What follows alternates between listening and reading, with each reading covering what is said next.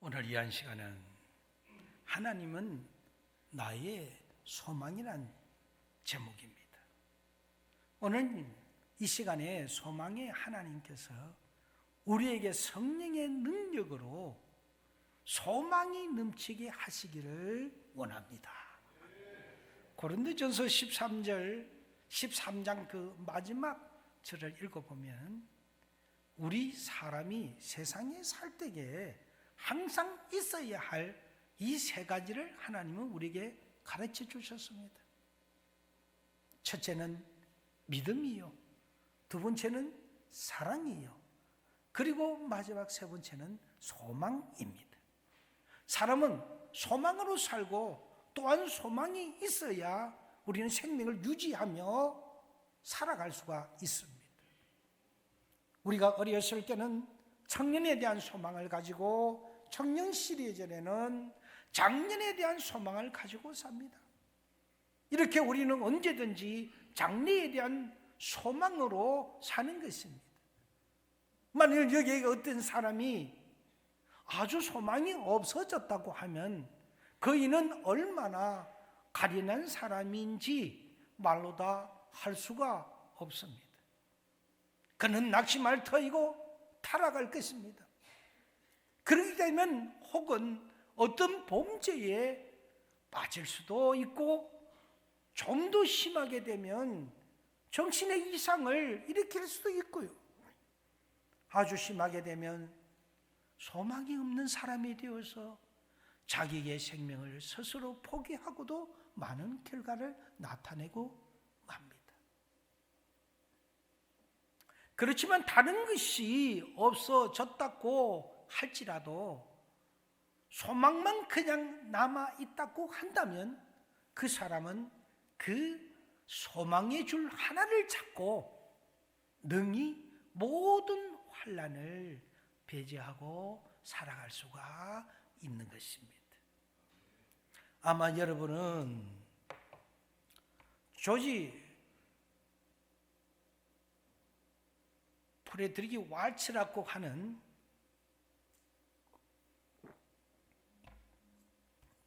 화가의 소망이라는 제목의 이 그림을 보신 적이 있는지요? 지금 한번 보여주시기를 바랍니다. 이 그림은 영국 런던에 있는 K 미술관에 소장되어 있는 유명한 작품입니다. 이 그림을 보면요, 동그란 지구 위에 어떤 약하게 보이는 여자 한 분이 그 지구 위에 걸터 앉아 있습니다. 그리고 그 얼굴을 여러분 자세히 보면 눈에 수건을 삼이었습니다. 정말에서 앞을 보지 못합니다. 그 여자의 손에는 조그마한 비파가 하나 주어져 있습니다. 이 비파의 줄은 원래 7줄이었으나 6줄은 다 끊어지고 오직 한 줄만 남아 있습니다. 캄캄해서 앞을 보지 못하고 6줄은 끊어졌지만은 이 여인은 마지막 남은 한 줄을 가지고 비파를 계속해서 타고 있습니다. 소녀의 뒤에는 멀리 작은 불 하나가 비치고 있습니다. 이것도 소망의 빛을 뜻하는 것입니다. 이 빛은 금은구에서 나오는 아름다운 멜로디와 더불어 온 누리를 환하고도 아름답게 만들고 있습니다. 이 그림은 미국의 남북 전쟁 시에 사람들에게 큰 힘과 용기를 주었던 것으로 잘 알려져 있습니다. 2004년도 미국 대통령 오바마는 이 그림을 가지고 명연설을 했었습니다. 이 연설로 오바마가 대통령이 될 수 있었다는 얘기도 있습니다.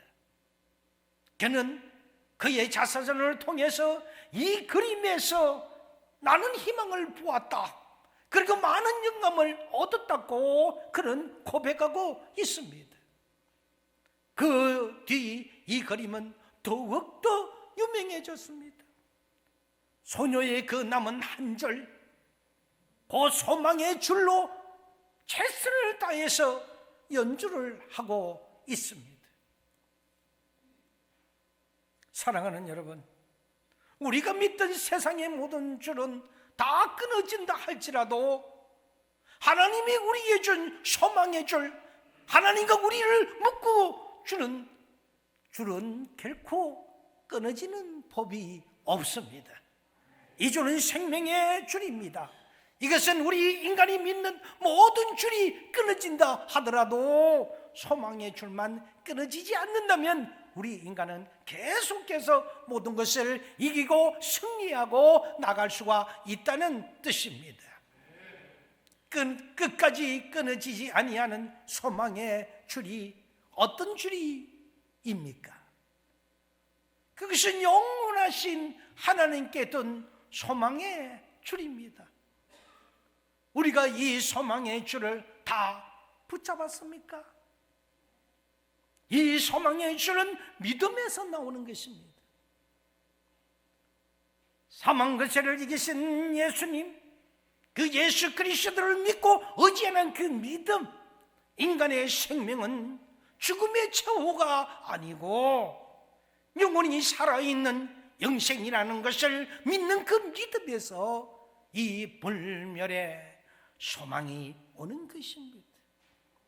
어려움이 생기더라도 낙심하지 말고 하나님께 나아가서 하나님께 더 매달리고 기도하며 찬양하며 그 소망의 줄을 든든히 붙들 수 있어야 하는 것이 믿음인 것입니다. 그것이 신자가 하는 행동인 것입니다. 사랑하는 여러분, 우리가 살아갈 때에 여러 가지 줄이 끊어지기도 합니다. 사랑하는 이가 세상을 떠나기도 하고요, 사업이 실패하기도 하고요, 그렇게 믿었던 사람이 나를 배신하는 배신의 줄이 끊어지기도 합니다. 하지만 소망의 줄 하나만, 하나님과 나와의 그 줄 하나만 붙들고 있다면 그 줄 하나로서 우리는 인생을 역전을 일으켜서 능히 모든 것을 이기고 승리하며 살아갈 수가 있습니다. 그런데 우리가 가만히 살펴보면은 세상에 사는 많은 사람들이 소망이 끊어져서 낙심과 절망에 휩쓸려서 생활의 그 파산을 당하는 사람들이 여기저기서 많이 보지 않습니까? 그 까닭을 보면 많은 사람들이 소망의 기초를 잘못 두는 데 있다는 것입니다. 다른 예를 들면 어떤 사람은 소망을 물질에 둡니다. 어떤 이는 돈에 둡니다. 어떤 사람은 소망을 어떤 친구에 둡니다. 그 친구가 그만 실패하면 소망은 사라져버립니다. 어떤 사람은 자기의 지혜, 어떤 사람은 자기의 지식, 어떤 사람은 자기의 친척, 어떤 사람은 자기의 남편, 아내, 어떤 사람은 경영하는 기업체에 모든 소망을 두며 살아갑니다. 우리가 이런 것에 소망을 두면 세상적인 소망이기 때문에 세상은 변화되어 갑니다. 무상하게 변화되어 갑니다. 환경의 증을 받기 때문입니다.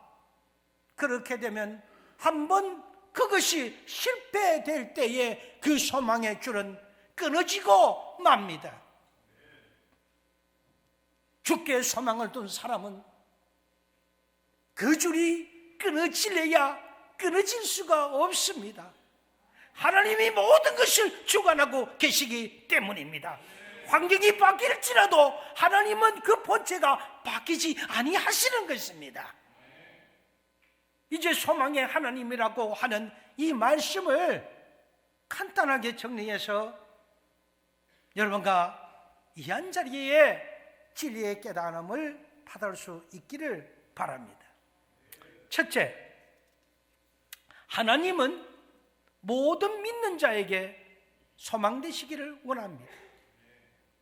하나님의 품성, 그 공이나 그 사람의 영은 불면하십니다. 이 모든 것이 우리 믿는 사람의 소망의 기초가 됩니다. 영은 불면, 소망.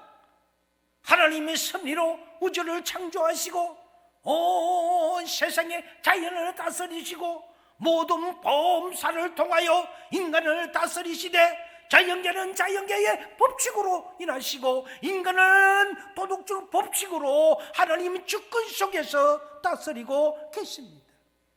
그러기 위해서 대자연을 유지 보호하시고 인간의 모든 역사를 하나님 섭리 가운데 역사하고 계십니다. 따라서 하나님은 우리 믿는 사람에게 여러 가지 언약을 주셨습니다. 내가 너를 지명하여 불렀나니 너는 내 것이다.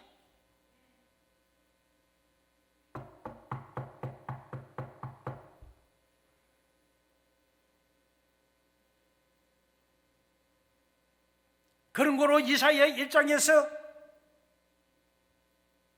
두려워하지 말라.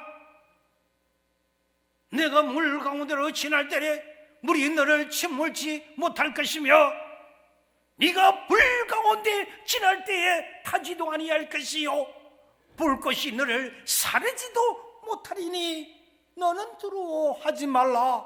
내가 너와 함께 할 것이다. 놀라지 말라. 내가 네 하나님 된다라고 하나님은 우리에게 말씀의 언약을 주셨습니다. 이 말씀보다 더 분명한 말씀이 어디에 있습니까? 이 언약은 우리 믿는 사람들의 소망이요 기쁨입니다. 이처럼 하나님의 언약에 우리 소망의 기초를 둘 때에 어떠한 환경, 어떠한 처지에서도 세상의 모든 것이 끊어진다고 할지라도 우리의 소망은 끊어질 수가 없습니다. 로마서 8장에서 말을 합니다. 하나님이 우리를 위하시며 누가 우리를 대적하리요?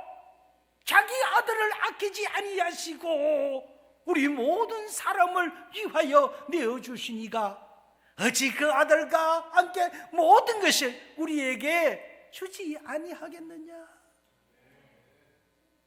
높음이냐 기쁨이냐 다른 그 어떤 피조물이라도 우리를 우리 주 예수 그리스도의 안에 있는 하나님의 사랑에서 끊을 수가 없다고 하셨습니다.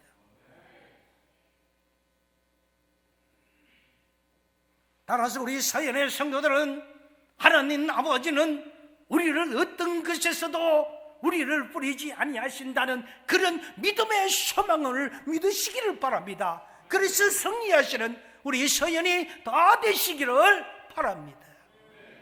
둘째, 하나님은 소망의 저작자이십니다. 책을 제작하는 것처럼 하나님께서 실상 우리 믿는 자들의 소망을 만들어 주셨습니다. 그것은 우리 믿는 자들의 소망은 금생과 내세에서 받을 그 축복을 내 자신이 만든 것이 아닙니다. 오직 하나님이 만들어 주신 것입니다. 착각하지 마시기를 바랍니다. 우리가 죄인이 되었을 때에 주께서 십자가에 못 박혀 죽으셨습니다. 우리가 세상과 타발하고 살 때에 예수님을 모르고 살 때에는 우리는 마귀의 사슬에서 마귀의 종이 되어서 살 때에는 우리가 온전히 죄인이 되었던 것이죠. 그때에 우리 주님께서 나를 위하여 너를 위하여 십자가에 못 박혀 죽으셨습니다. 그리고 장사한 지 사흘 만에 다시 예수님이 부활하셨습니다. 사망 근세를 이기고 부활하셨던 것입니다. 그리고 대속에 그 사업을 완성하시고 성천하셨습니다. 할렐루야, 할렐루야. 그래서 우리에게 구원이 있는 것입니다. 다시 오순절의 성령으로 우리에게 강림해 주셨습니다. 성령 하나님으로 오셨습니다. 우리 믿는 사람들이 받을 축복인 그 현생과 내세에 받을 이 축복은 하나님께서 만들어 주신 것입니다. 그런 까닭으로 우리 사람들의 소망은 언제든지 흔들릴 수가 없는 것입니다. 아멘입니까? 셋째, 하나님은 소망의 대상입니다. 좀 전에도 말했지만은 세상 사람들이 소망의 그 대상은 세상에 있는 줄 압니다. 세상이 전부인 줄 압니다. 성경 말씀과 같이 악한 자는 죽을 때에 소망이 끊어집니다. 그러나 우리 믿는 사람의 소망은 물질에 있는 것이 아니요, 근력에 있는 것이 아니요, 세상에 속한 데 있는 것이 아니라 오직 그리스도에 있기 때문입니다. 그러므로 그리스도가 우리의 소망입니다. 죽어도 그리스도요, 살아도 그리스도요. 우리 믿는 자의 소망은 언제든지 그리스도를 좀 더 알고 그리스도를 좀 더 얻고 그리스도와 동행하고 그리스도와 하나가 되어서 열매를 맺고 우리가 영원한 나라에서 그리스도와 같이 사는 것입니다. 그런 까닭으로 하나님 그 자체가 우리 믿는 사람의 소망이 되는 것입니다. 아멘입니까? 아멘입니까? 얼마나 감사한 말입니까? 그래서 믿는 자는 절망이 없는 것입니다. 결론입니다. 20세기를 흔히 여러 역사를 연구하는 평론가들이 평하기를 환멸과 절망의 시기라고 이렇게 평했습니다. 거기에는 이유가 있습니다. 지나온 우리 18세기, 19세기까지는 진화론을 거의 다 믿었고요. 진화론이 아주 득세했습니다. 아주 창조론이 진화론 때문에 박살이 난 시대였습니다. 그리고 과학이 발달하자 또는 사람들이 과학이 무슨 어떤 신앙인 양 신봉하는 사람들도 나타나기 시작했습니다. 이 과학만 있으면 모든 게 다 된다 생각했기 때문인 것입니다. 그래서 맹종자가 나타나는 것입니다. 과학이 발달하자 과학만 잘 발전시키면 진화하려는 그 법칙에 의하여 인간 사회도 잘 진화되어서 온 세계가 평안히 살 수 있는 그런 평화로운 세계가 되리라고 믿어왔습니다. 그런데 결과는 어떻게 되었습니까? 진화론과 과학의 진보로 세계의 그 평화가 행복이 온다고 하는 그 맹목적인 그 소망도 결국에 20세기에 와서는 산산조각이 나고 말았습니다. 20세기에 들어와서 과학은 발전되었지만 더 많이 발전되었지만 오히려 이 세상이 얼마나 험악한 세상이 되어버렸습니까? 과학이 발전되니 전쟁 과학도 따라서 발전이 되었습니다. 사람을 죽일 수 있는 방법이 가장 많이 발전된 시기가 20세기입니다. 이 얼마나 필요한 있나는 세상이 되고 말았습니까? 무한히 진보되어서 평안히 살리라고 믿었던 과학이 실제로 20세기에 들어와 보니까 얼마나 추악하고 짐승만도 못한지 이루 말할 수가 없습니다. AI의 발달로 인하여 하루하루가 다르게 지구촌은 발전되어 가고 있습니다. 얼마 후에는 아마도 AI의 지시에 의해서 이 지구촌이 살다 보면은 AI가 없으면은 살 수 없을 지경이 될 수도 있을 것입니다. 모든 AI가 지시하고 AI가 만들어주는 그 프로그램에 의하여 인간이 살아왔기 때문인 것입니다. AI가 없다고 생각하면 아마 그때는 뒤죽박죽이 되고 아마 살아있을 이 지구촌이 아마도 지옥이 될 것입니다. 인간이 만든 초과학에 의하여 이 지구촌이 과학의 새로운 적이 탄생되었습니다. 그래서 그 과학의 그 적에 의해서 이 지구촌은 정복될지도 모르는 일입니다. 작년 어느 날 어떤 분과 이런 이야기를 나눈 적이 있습니다. 정말 세계 정치가들이 하는 일을 우리 같은 사람들은 알 수 없다고 첫 화투를 던지면서 다음과 같은 말을 이어갔습니다. 세계 2차 대전 때는 세계의 그 추축국인 나치의 독일, 파시스트인 이탈리아, 그리고 제국주의인 일본, 이렇게 세 개 나라만 때려 부수면 온 세계가 평화가 오겠다고 해서 전 세계가 다 미국을 중심으로 하여 연합국이 형성되어서 특별히 소련과도 연합하고요, 중공과도 연합을 해서 이 주축국을 때려 부셨습니다. 그러면 올해 평화가 올 줄 알았는데 평화는 오지 아니하고 2차 대전이 끝나고 나니까 10년도 못 가서 그보다 더 큰 원수들이 나타나기 시작했습니다. 특별히 이상한 것은 전에 손잡고 연합해서 다시 함께 우리가 그렇게 해서 연합에게 싸우던 그 나라들이 이제는 적이 되었습니다. 다시 싸울 수밖에 없는 적의 현실로 만들어지고 말았습니다. 한 가지 더 이상한 것은 우리가 손잡고 그렇게 때려 부셨던 독일이 이제는 재무장해야 되겠다, 일본도 재무장해야 되겠다, 이태리도 재무장해야 되겠다는 것입니다.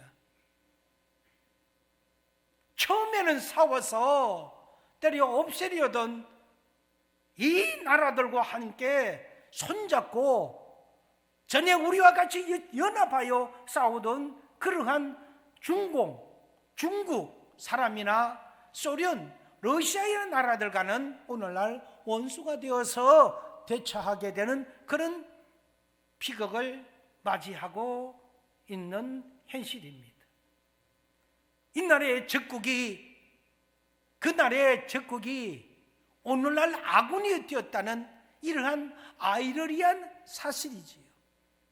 또 역설에서 그 나라의 아군이 아이러니하게도 지금은 적군 나라가 되었다는 사실입니다.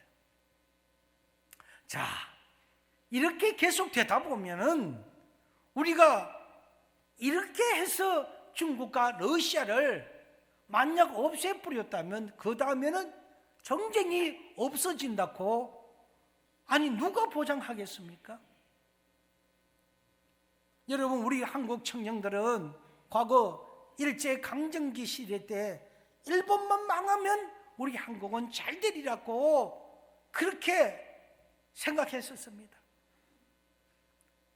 그래서 1945년도 8월 15일 날 일본이 미국에 전쟁을 일으켜서 미국에 의하여 일본은 패망하고 항복했다는 소식을 듣고 우리가 강복을 얻었습니다. 그래서 1945년 8월 15일 날 얼마나 기쁘였는지 모릅니다. 그런데 해방은 되었지만 난데없는 38선이 생기고 말았습니다. 그리고 5년 후에 1950년도에는 6.25라는 그러한 전쟁이 발발되어 북한국군이 남침으로 인하여 또다시 이 땅에 전쟁으로 수많은 사람이 죽고 파괴를 당하고 사람도 죽고 들었는 그 기회에 이런 생각을 했던 사람도 있다고 합니다. 아, 이제 38선이 없어질 테니 괜찮겠다고, 뭐 통일이 될 수 있겠다고 이렇게 희망적인 생각을 했다고 합니다. 그런데 웬일입니까? 38선은 없어지지 않고 겨우 휴전선이 등장하고 말았지 않습니까? 여러분, 오늘날 전 세계 인류들은 불안과 공포와 환멸과 절망의 깊은 못에서 헤매고 있습니다. 아무리 세상을 둘러보고 아무리 땅을 내려다보아도 인류의 소망은 보이지 않습니다. 인류의 소망은 어디서 오겠습니까? 모든 것을 초월하신 하나님으로부터 온다는 사실을 믿으셔야 할 것입니다. 이제라도 우리는 땅만 보지 말고 사람이 하는 일만 보지 마시고 오직 눈을 들어서 하늘에 소망을 두고 보아야 합니다. 전능하신 하나님께서 이 나라를 사랑하셔서 구원해 달라고 기도해야 합니다.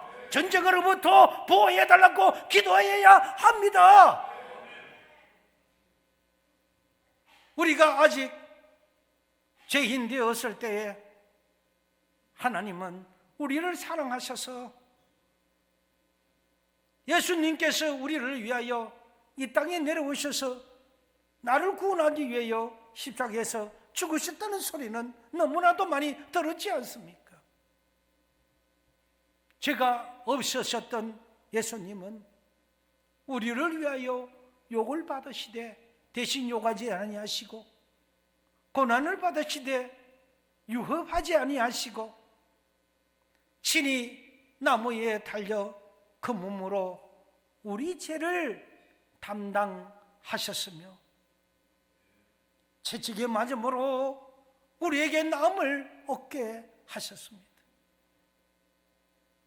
그러므로 하나님은 예수님을 지극히 높여 모든 이름 위에 뛰어난 이름을 주셔서 하늘에 있는 자들과 땅에 있는 자들과 땅 아래에 있는 자들로 모든 무릎을 예수 그 이름에 앞에 무릎을 꿇게 하셨고, 요한복음 14장 6절에 나오는 말씀에 보면은 예수로 말미암지 않고는 누구도 아버지께로 올 자가 없다고 하셨습니다. 예수님께서 부활하시고 승천하신 후에 예수님의 제자들을 통해 예수로 말미암는 구원이 무엇인지 우리에게 더 확실히 알려주셨습니다. 그래서 다른 이로서는 구원을 얻을 수 없나니 천하 인간에게 구원을 얻을 만한 다른 이름을 그 어떤 신에서도 얻을 수가 없습니다. 그것을 우리에게 예수밖에 없다는 사실을 우리에게 주셨습니다. 아멘입니까? 아멘입니까? 예수의 이름은 구원이십니다. 오직 이름만 구원받는 자들이 이제 되었으니 거룩한 믿음의 그 성화를 이루면서 이 세상을 정복하며 나아가는 그런 소망을 가지는 서연의 성도들이 다 되시기를 이 한 시간에 축원드립니다.